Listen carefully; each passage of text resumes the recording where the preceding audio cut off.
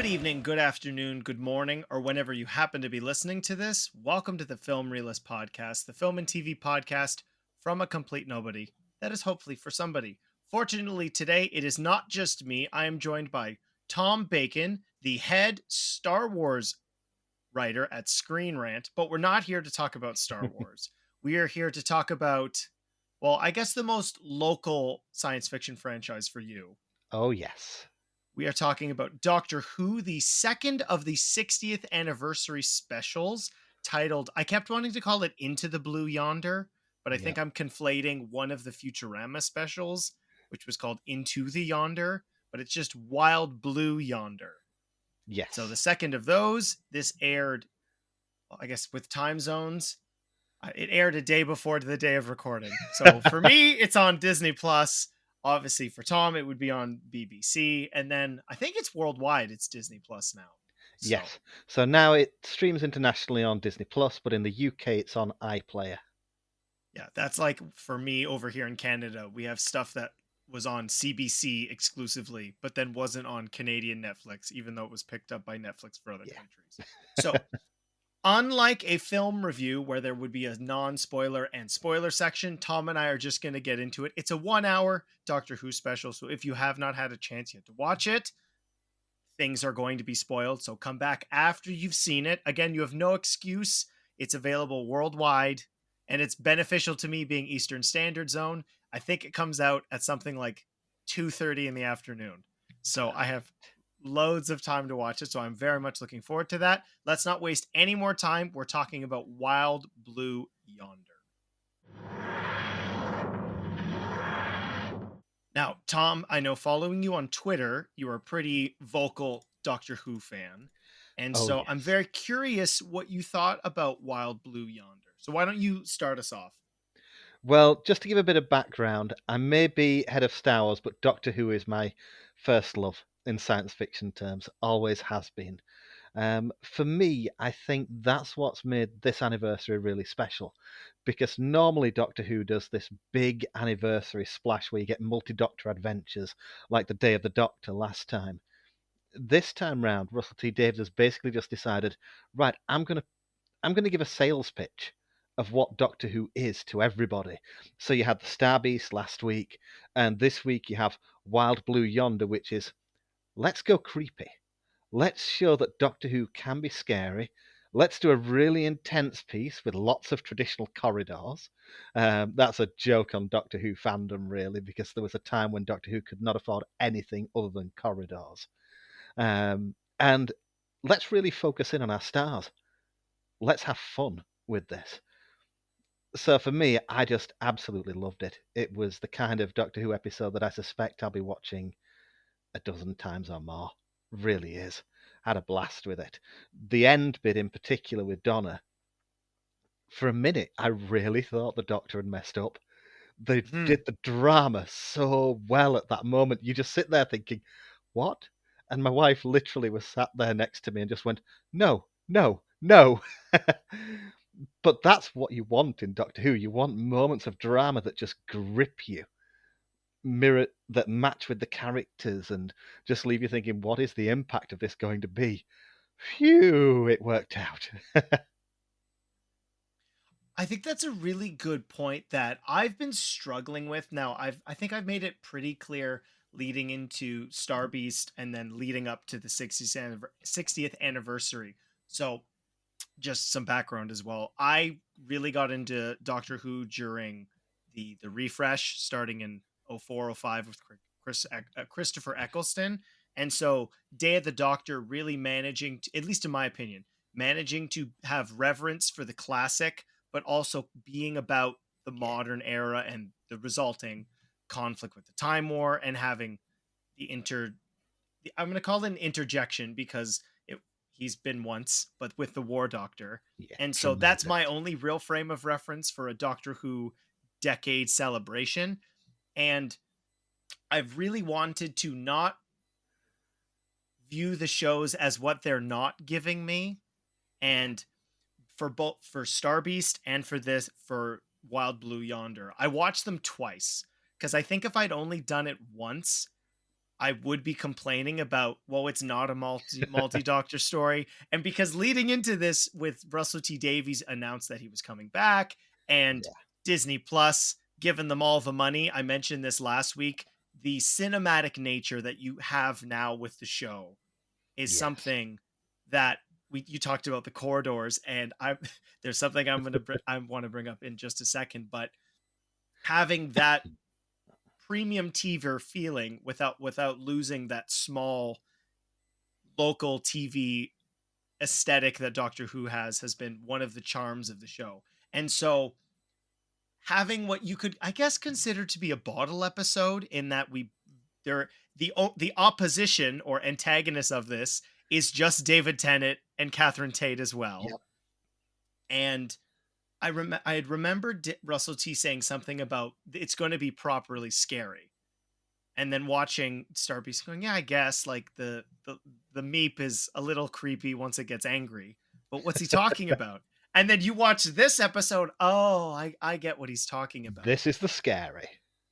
Yeah, and Doctor Who manages to ride that line so perfectly well of it's not going to give you nightmares depending on your age range, but I think you're going to be thoroughly creeped out about the presentation. And managing to undercut that with the comical nature, with the limbs and whatnot, with this unknown antagonist, I thought was really funny. But one thing I saw online with I think a reaction to the budget clearly being higher for the Star Beast is somebody said, I want my Doctor Who to look cheap. And I laughed at that because even as the show's grown internationally, particularly in the Matt Smith era, where they actually went to Manhattan for Yeah. Angels Take Manhattan, which I always think of the Muppets when anybody takes anything. But in terms of the corridors, which you referenced, the thing that I could not stop laughing about was, even with this higher budget, the fact that it's now on Disney Plus for me, I went, oh, we get a volume episode, because clearly they couldn't build the set all the way down. It's this, what's, I, I'm sure somebody will figure out the length of what this spaceship is, but well, they're not going to build something. You can't No. fill up Leavesden or even Wolf Studios does not have the length to make this massive outstretched spaceship. And the fact that that was the case, and there was a couple shots of some, I would say, not blockbuster rendered CG, Yeah. reminded me of what I Definitely. love this show, because even with the visuals not being too, I'll use Game of Thrones as an example, I guess, for visual effects in films or in television, that I was most happy that this, what you could qualify as a two-hander, really managed to pay reverence to particularly what's gone on in that 15 years span. Yes. And that Definitely. being the celebration of the show, as opposed to what can at times be member berries, which, Yeah. when done poorly, is sort of takes you out of the show. Now, I know people have Yep. there. I don't want to have a massive disagreement, because it's clearly a talking point for a lot of Doctor Who Twitter, which you and I spend a lot of time on, particularly with the Chibnall era. And Russell has never said anything about it being not canon to the way he's writing it. But when you Absolutely. have an actor like David Tennant explain the significance of flux and the power of the Yes. Doctor to Catherine Tate, it just hits home Perfect. so much more what's gone on. This is the next level tragedy that the Time War was for, I guess it would have been McGann into John Hurt into Yeah. Eccleston. Definitely. I mean, that was one of the things I really liked about this one. There'd been a lot of speculation ahead of the show that Chibnall would that Davies would retcon the Timeless Child or would just ignore it. Chibnall himself said that he thoroughly expected the next showrunner to just ignore it. And yet here we are, 2 episodes into Russell T Davies era, and the Doctor saying, "I don't even know where I come from. That's the Timeless Child." And here we have the consequences of the flux being explained. Actually, forgive me, Chibnall fans, but it felt much more emotionally impactful than it did during Flux itself. And in a way, I actually think Davies sort of retroactively improves some elements of Flux with that, because you can now see a character arc. You can now say the reason the Doctor didn't discuss half the universe nearly ended. The Doctor just did what the Doctor always does: ran away, ran on. And here in this episode, the Doctor is forced to stop running. The TARDIS is gone. Here is apparently Donna talking to him. And so he winds up forced to confront some of what's happened at last. And that's the making for brilliant character drama, but it retroactively adds something to the Chibnall era. And that's when I like showrunners writing really carefully, honouring what's gone before, actually improving what's gone before a little bit as well. And it's certainly an interesting aspect because there is this almost, it seems like a pivot point for a lot of the fandom. Obviously, like, I don't want to beat a dead horse about this what seems to be such a distinct line with who Chibnall either ruined the show or made it better, but Doctor Who continuity is going to be what it is. It's always in a state of flux, pun intended, given. And what I found most interesting, particularly about the Chibnall like Matt, well, yeah, it's retconning because you're constantly changing things that have happened before, is really having the opportunity to explore things beyond what we had seen before. And I found it quite humorous that there was such a negative reaction to that, given how the modern era has had to do that at every step, or you run out of things to do, Yeah, particularly with, and the Day of the Doctor in for me is one of my favorite episodes of the modern era because of that classic nature and getting a, what was 3, 5, and then I think 3 again. Now I might be misremembering the anniversary specials for classic, yeah. or it might have been 335. I'm not sure. 352. 352. Thank you. Yeah, And so in introducing John Hurt, and I mean, no one's going to complain about John Hurt being brought into Doctor Who.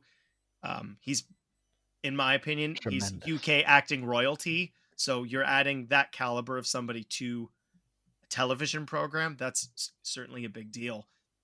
And it adding almost this cycle that I don't think we necessarily would have been aware of with the Doctor. As you mentioned, the Doctor constantly running away from things, being Christopher Eccleston was the remnants of the Warrior.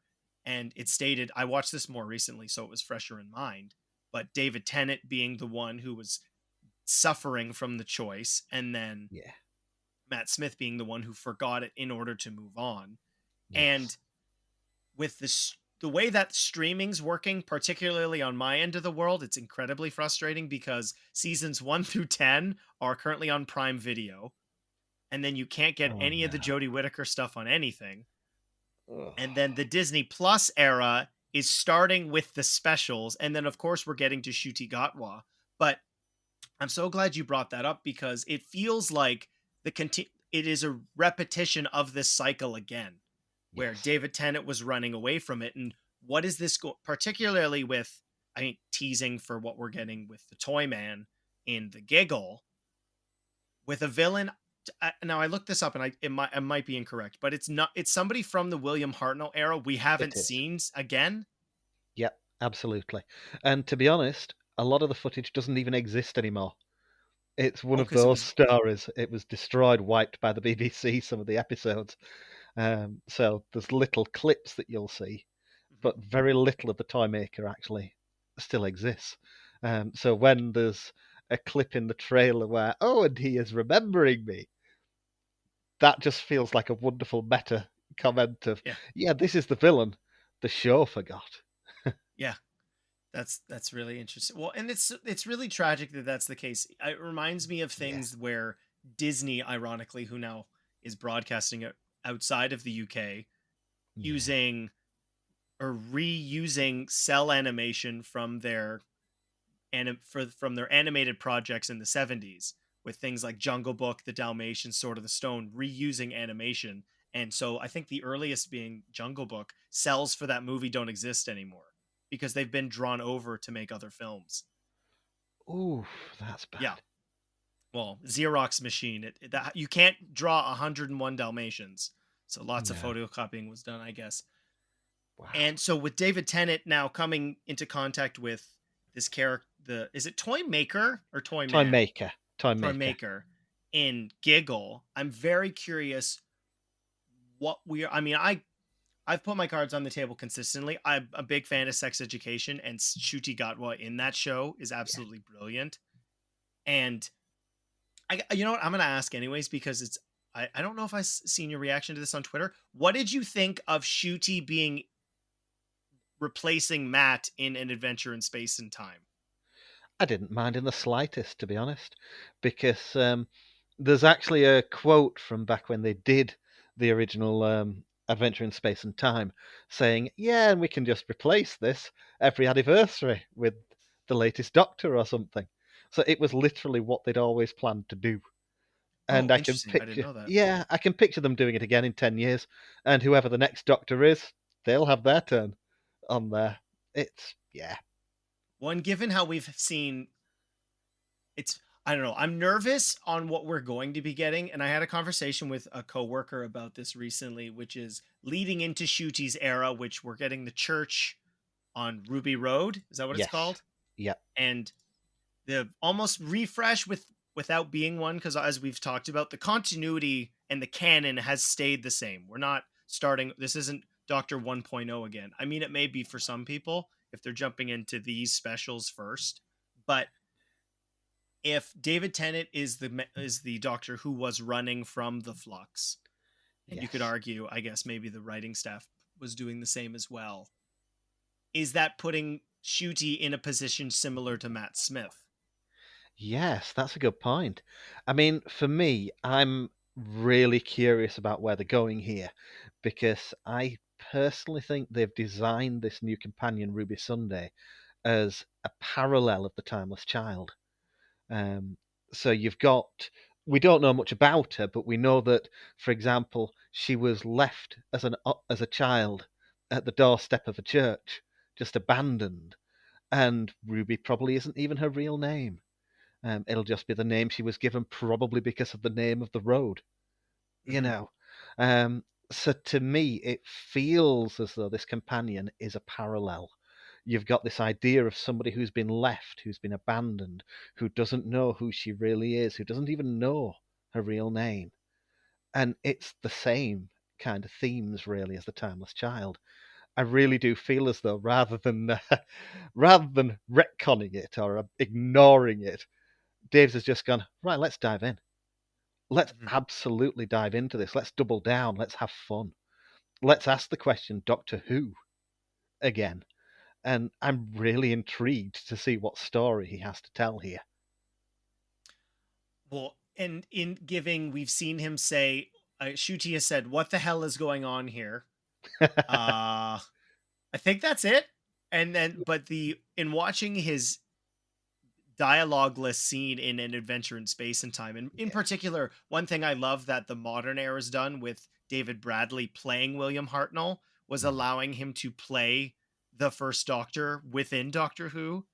I Yes, think that was a really cool way of absolutely. continuing the legacy because we don't get to 60 years without William Hartnell's portrayal of the character to begin with. No, no. I mean, he wasn't the first one to play the first Doctor again. There was another in the Five Doctors because sadly William Hartnell had already passed away by that point. Um, the name's escaped. The name is gone at the minute. Possibly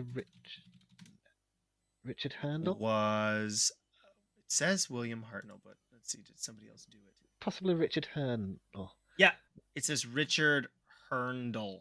Yes. So he, in a way, it's sort of just repeating something that had been done before with Mhm. that, which is absolutely fine. I'm curious to see whether they'll do the same with Patrick Troughton's second Doctor or John Pertwee's third Doctor Or as time maybe goes Christopher by. Eccleston's ninth Doctor, because we know he's not coming Yeah, back. which is, I doubt he will for RTD, that's for sure. The two did not Yes, stand to that, get yeah. on. Well, if he wasn't coming back for Moffat, I don't think he was coming back for RTD. But the No. charm in Shuti's Doctor, just for me, was resonating with just a wink to William Hartnell's character. Yeah, And that was I'm so great. excited to seeing what he brings to the character. The only thing, and I know it's tradition, and sometimes traditions are good, and sometimes they're bad, and I understand that. And I'm just saying it's bad. Being somebody who kind of dove in in the midst of David. No, well, when was it? It was at the end of Tennant's run when I really got into the show. So I had the benefit of watching all of his, so series 2, 3, 4, and then watching his specials, and then catching up in the midst of series 5.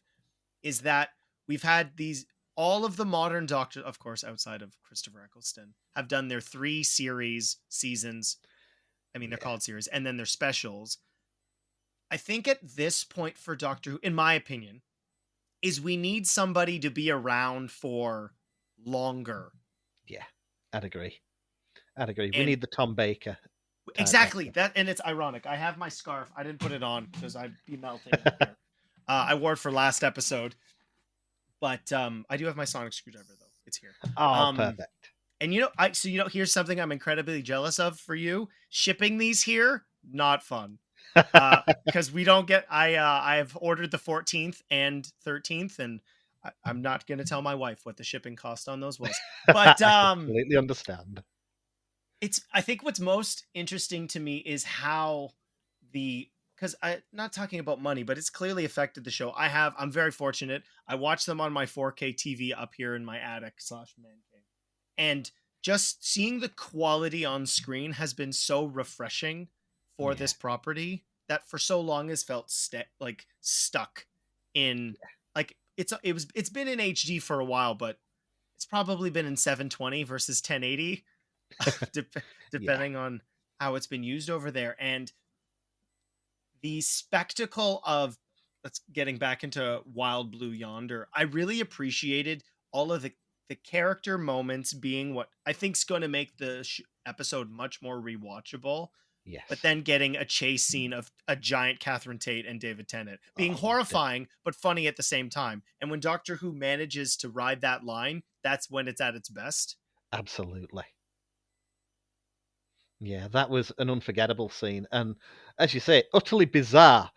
If you described that scene to someone who hadn't seen the episode, um, here we have giant Catherine Tate and giant David Tennant chasing the Doctor and Donna. And you can picture the reaction being, you what? Just seriously, you what? I liked the mythical element that they wove into it every now and again, though, because the Doctor, for example, he uses superstition against the creatures at one point. But just with that image of the giants, you've got the giant idea going on as well there. It's really interesting here. They've sort of they've woven in supernatural and mythological imagery in quite an interesting way, and I'd not actually thought of that point until we were talking about it just now. Um, Well, they sort of are. It's funny. My wife's a big Supernatural fan, and so like elements of classic Universal monsters, if you want to go with one particular brand of them, sort of get woven in throughout the whole thing. Particularly with the salt being laid down. If I remember, yes, Supernatural uses that for like demons. I think it's a part of vampire lore as well. But then we yeah, also get that with the monster, or the antagonist versions where they get the sharp teeth, right? The extended limbs being something absolutely. else, and the the mind games that they're playing give some of the best conversations I can remember the show having in quite a long time. Yes. Apologies, I got slightly distracted because I suddenly realised everybody's speculating that that supernatural thing is set up for the toy maker. And, that somehow the Doctor, when that was blown apart, it's allowed the toy maker to cross over between the dimensions. I'm suddenly wondering if there's something else going on because, again, to circle to the Shooty Gatwa era, we know that his story is on Christmas Day is going to feature goblins. We're indulging in the same idea of supernatural things fleshed out. So I'm wondering if there's a lasting impact there that the Doctor has somehow changed the nature of reality. So superstitions and mythology are actually woven into reality somehow. Well, and he does express his concern with having Yeah, done so at the very end, right? yeah, And believing it to be true is the element that forces it to work until ultimately fake Donna is able to break through that. yeah. So I wonder if there's actually going to be some real consequences of the Doctor's actions there, not just in the toy maker. That's what everybody's expecting, but Mhm. maybe a lot beyond that. I quite like that idea. The Doctor coming up with a sort of get out of jail free card for a moment, and it completely backfires and destroys the whole nature of reality in Well, some and we see sense. that right at the very end where it seems True. it it reminded me of I can't remember his name, but whatever Samuel Jackson does in Kingsman, where Yes. Yeah. everyone's violent tendencies are coming through. And I would be remiss without mentioning the scene with Wilfred, which I knew was going to break Oh, my heart.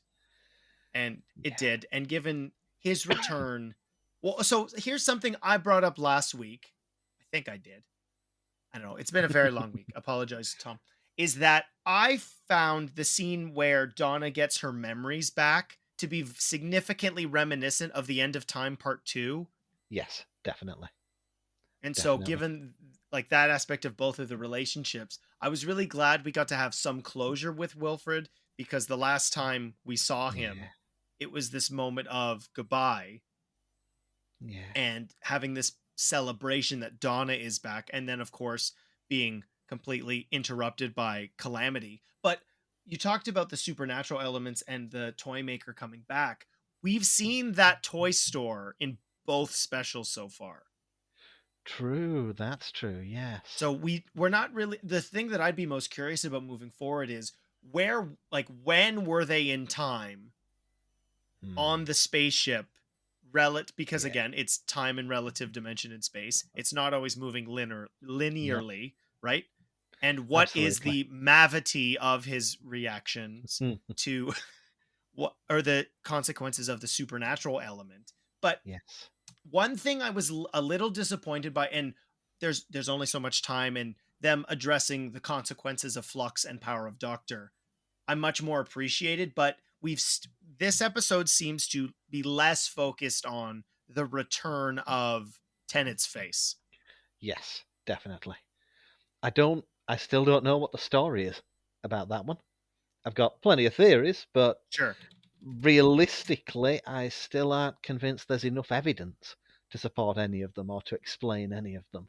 Maybe Tom And Baker just shows up again as the curator and goes, "I yeah, told you."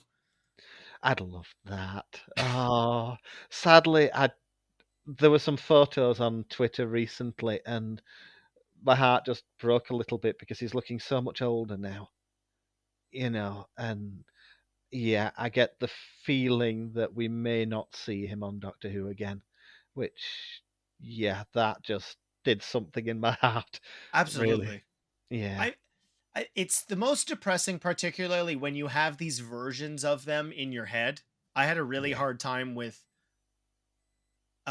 Indiana Jones and the Dial of Destiny in particular yes, because of that. And I saw same. I've now seen all of them in theaters, but in particular, when I saw Kingdom of the Crystal Skull, somebody who was 60 did not seem nearly as old as somebody who was 90 in Dial of Yes, Destiny.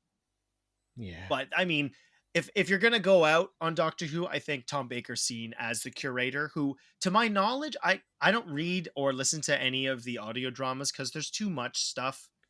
There's oh, there's always too lots. much stuff. Yeah, And so that I think the curator has had somewhat of an expanded role amongst the continuity, but I'm not necessarily yeah. sure what the I've, case is. I've not listened to them, but I believe he's had plenty of Big Finish audio dramas. Mhm. Sadly, Big Finish do far too many. I can't afford them all, so you have to pick and choose. Yes, exactly. So I'm hoping that the response to that is to call back something in the Moffat era. We didn't really get an explanation as to why Capaldi was Capaldi. He just True, was, that's true. Yeah. right? Remember that guy in Pompeii? I stole his face. That the end of the story. Like I guess if it had you could have explored the fact that it was the first time the Doctor changed something within a fixed point in time, Yeah, yeah. at least in the modern era. I mean, you do also have the comedy that Colin Baker played a Gallifreyan guard Yeah. before before becoming the Sixth Doctor. So it's not without precedent for an actor to wind up returning to the role of the Mhm. Doctor. Yeah. Uh, I'm just I I think having watched both of them twice now, I am really enjoying these episodes for what they are. Of Yeah. course, I've said it already. I would absolutely have loved some version of the Three Doctors, whether that was Paul McGann needs his own miniseries. I know nobody loves his Yeah. 90s movie, but you're doing Tales in the TARDIS. Yeah. Just bring him in for Go with this. it. It would have been in my personal roster, if you could just make it happen, would have been McGann, Tennant, and Capaldi. Ooh. Because then you have doctors in between, and you get, Yeah. and I guess it would have been Tennant's 14th Doctor, but regardless, you've still got a significant separation of generations, Yeah. right? Because in Day of the Doctor, we had Hurt in place of Eccleston, and then Tennant obviously 10 into 11. It's like, well, you're me. Like I was just you. And so having a Mm. much more significant separation, I'd be really curious to see what that would bring. And I know we now have a Whoniverse, so lots of things are possible. So I'd be very curious to seeing how this does do on Disney Plus. But I have to say, before these specials started, I was a lot more hesitant of what my enjoyment was going to be.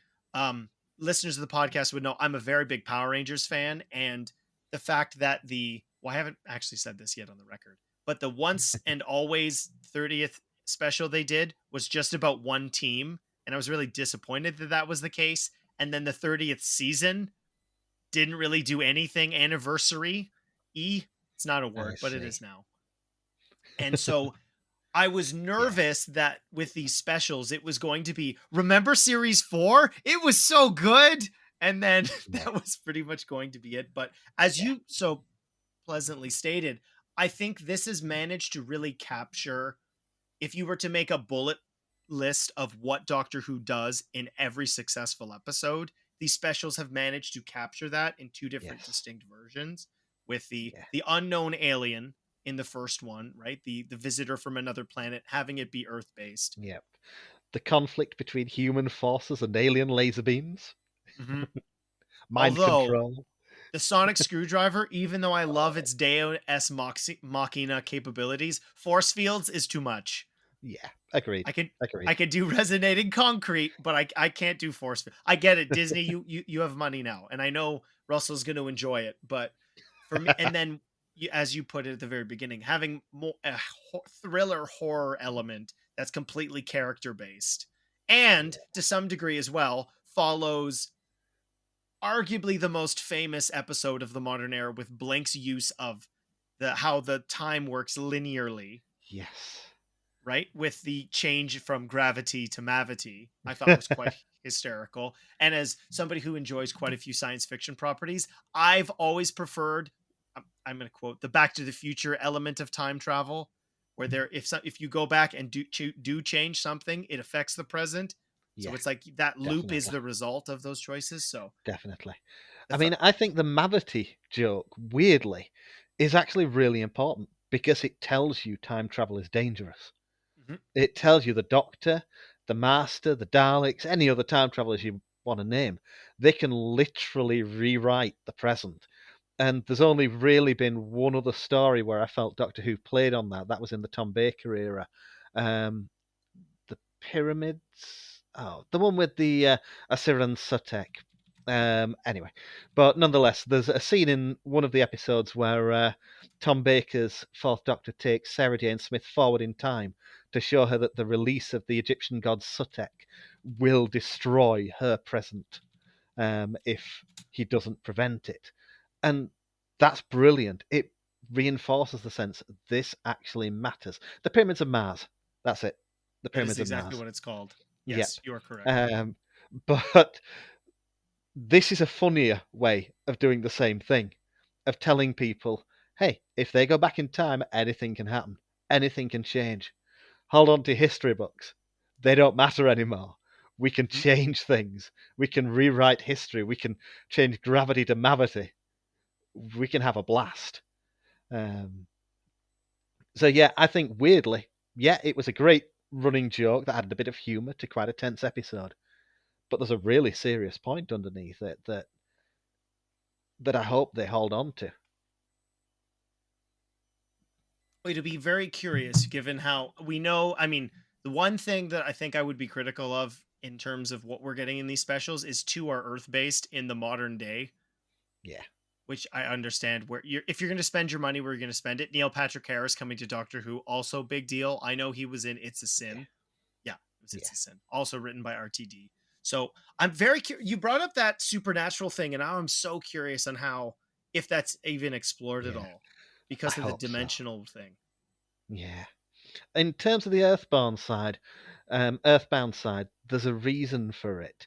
If you look back at RTD's first run, it actually takes an incredible amount of time for them to get away from Earth. I think New Earth is the first time they actually go away from the Earth. So you're talking an entire season where they Yeah. stay. And the reason I was reading, there are some excellent behind the scenes books called the Black Archives that you can pick up.